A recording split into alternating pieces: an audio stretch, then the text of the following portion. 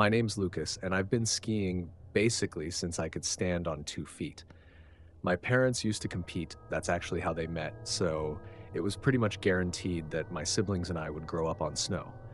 Fast forward about 22 years, and that's how old I was when this happened. I was a junior in college at the time.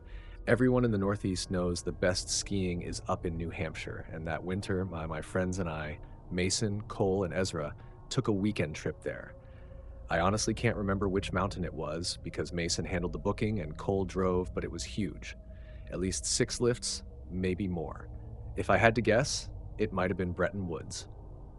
We skied for almost 2 full days and still didn't cover every trail. On the second day, after getting familiar with the mountain, we decided to end the trip by pushing ourselves a bit, doubles, tighter tree runs, some friendly races, and yeah, we had a few small bottles of cinnamon whiskey to keep things interesting. We were having a blast. With about an hour left before the lifts closed, we were resting near the top, debating what our last run would be, when two girls without helmets approached us. One brunette, one blonde, both absolutely stunning in a way that caught us off guard.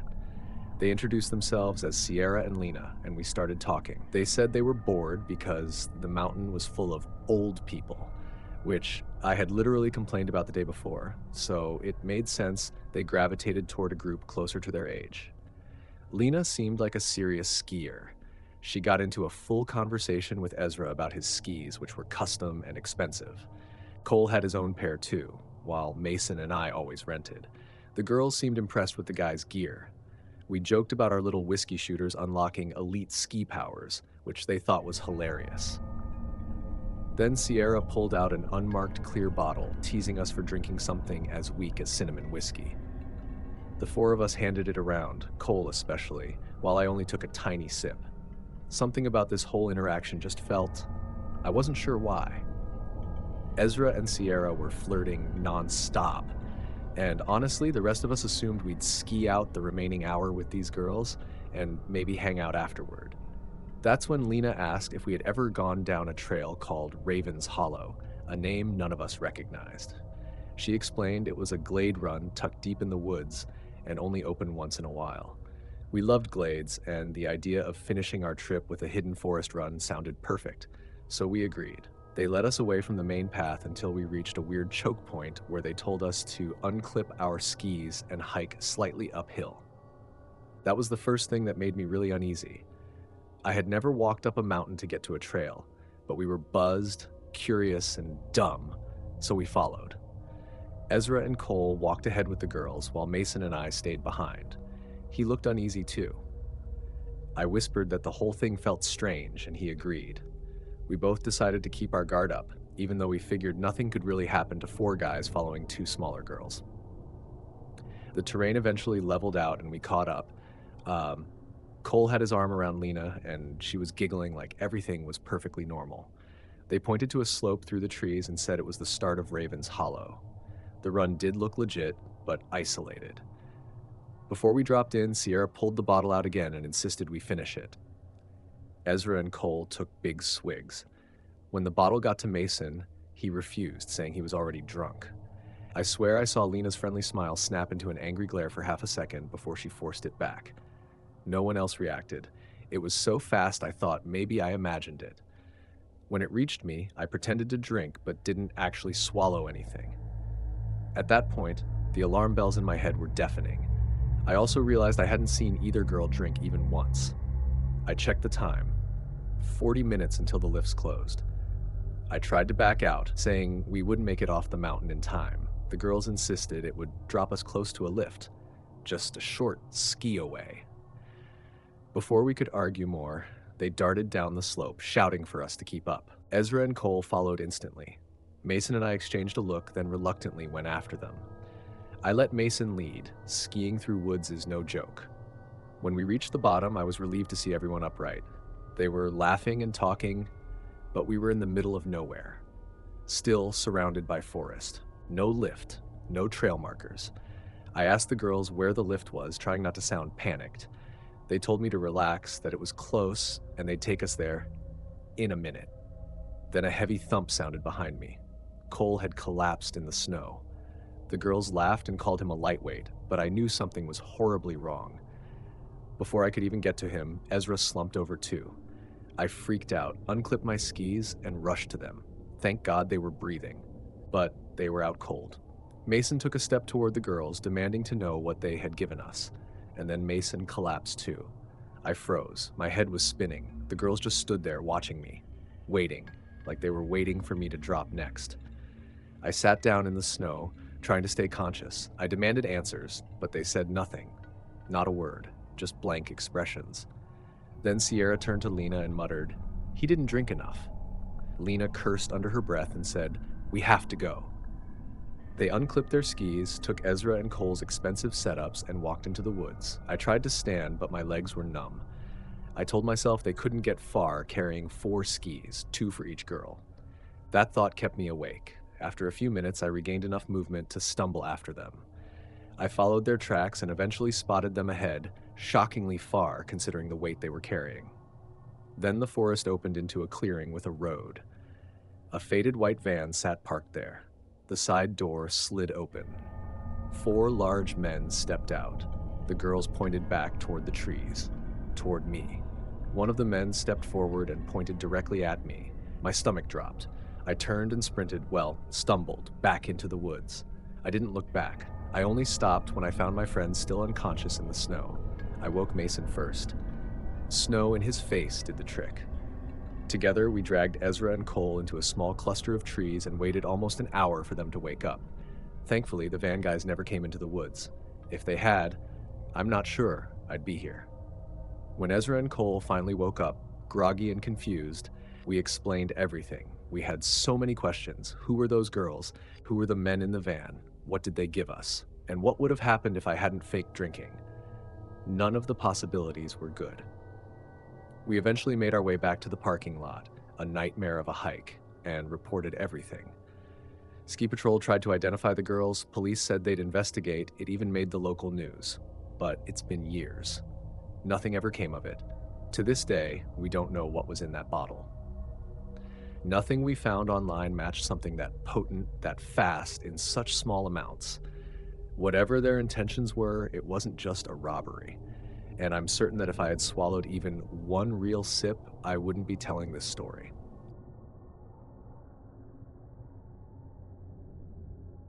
It was early 2022, and if I had to sum up that day in one word, it would be chaotic. I was working remotely at the time, right in the middle of peak COVID restrictions, and my job had been nothing but back-to-back virtual meetings. I was supposed to drive north to my parents' place that evening to meet up with extended family, but a meeting that should have ended at 6 dragged on until nearly 8. By the time I shut my laptop, everyone else had already been there for over an hour, and I still had a long drive ahead of me. I poured myself 2 travel mugs of coffee before leaving, already exhausted. The moment I opened my front door, I realized the night was going to be worse than expected. Snow was coming down hard, driven sideways by wind, and the street hadn't been plowed properly. There was already close to 2 feet of snow on the ground, with more forecasted through the night. My car didn't inspire confidence either. It was an aging Ford sedan, front-wheel drive, no traction control, and definitely not built for weather like this. I crawled through residential roads at barely 20 miles an hour. Once I finally hit the highway, I sped up, probably faster than I should have, telling myself I just wanted to get there. I pulled into my parents' driveway a little after 8:30 p.m. Dinner had already started, but no one gave me a hard time. After a couple drinks, exchanging gifts, and catching up with relatives I hadn't seen in years, I completely lost track of time. By the time I remembered I still had to drive home, it was well past midnight. The snow had piled up even more, at least another foot. I was tired, slightly buzzed, and eager to be in my own bed. I know better than to drink and drive, and I'm not proud of it, but I genuinely believed I was okay to make the trip. The roads were dead. No other cars, no tire tracks, just darkness and falling snow. On a long stretch of road leading toward the highway, I picked up speed around 40 miles per hour, thinking I'd be fine. Then I hit a curve. The back end of my car slid out instantly. I tried correcting, steering into the skid and downshifting, but the car just wouldn't slow. Panic hit hard. The headlights swung wildly, and a second later I went straight off the road and slammed into a tree. The airbag exploded in my face. For a moment, everything was silent. I checked myself. No broken bones, no blood. Somehow I was okay. The car wasn't. The front end was buried deep in a snowbank wrapped around the tree. There was no chance of getting it out. I called roadside assistance.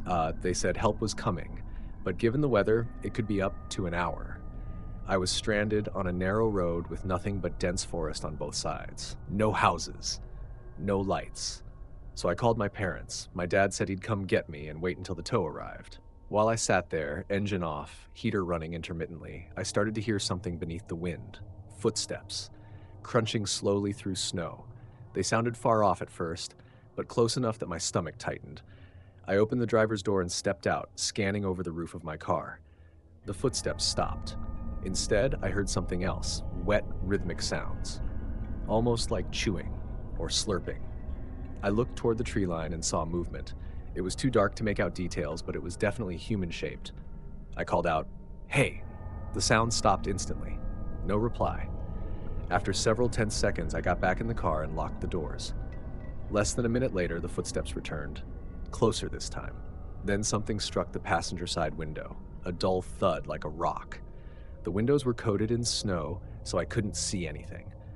I got out again, heart pounding, and immediately noticed something that made my skin crawl. Boot prints circled my car. They led from the passenger side straight into the woods. There were also drops of blood in the snow. My hands were shaking as I opened the glove compartment and took out my handgun. Holding it tightly, I followed the trail into the trees, convinced someone was out there with me. The blood became heavier, smeared, pooled. Just past the tree line, I saw a dark shape lying in the snow. I turned on my phone flashlight and felt my stomach drop. It was a deer. Its body had been torn open, organs exposed, and its head was completely gone. I didn't see the head anywhere nearby. That was enough. I turned around and headed back toward my car. When I opened the driver's door, I nearly threw up. Sitting in the driver's seat was the severed head of the deer, positioned upright as if it had been placed there deliberately, facing the door. I ran. I made it a few minutes down the road before headlights appeared through the snow. I waved my arms frantically, shouting, still clutching the gun. It was my dad. He slammed on the brakes, yelling at me to get in the car. I tried explaining what happened, but he clearly didn't believe me. Still, he agreed to drive back with me. The footprints were still there. The blood stain was still on my seat, but the deer's head was gone. So was the body. Only drag marks remained, disappearing into the woods. That's when my dad went quiet. The tow truck eventually arrived and my car was hauled away. My dad asked if I wanted to call the police. I didn't. I was exhausted, shaken, and convinced nothing would come of it. To this day, I don't know who or what was in those woods that night, and I don't know whether they were just trying to scare me or if they had something worse planned.